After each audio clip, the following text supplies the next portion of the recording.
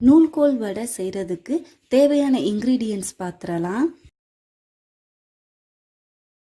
நூல்கோல் 3, பல்லாரி 4, powder பண்ண பொரிகடலை பருப்பு 1 cup, பச்சை மிளகாய் 4, பூண்டு 10, இஞ்சி ஒரு பெரிய துண்டு, கருவேப்பிலை.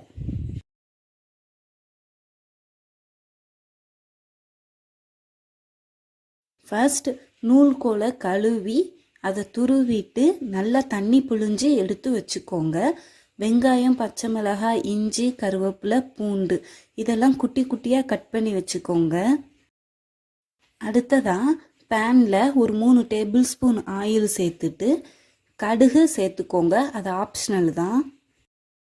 கட் பண்ணி வச்சுருந்த வெங்காயத்தை சேர்த்துட்டு தேவையான அளவு உப்பு சேர்த்துட்டு நல்லா வதக்கி விடுங்க. நான் 2 பல்லாரி தான் யூஸ் பண்ணியிருக்கேன்.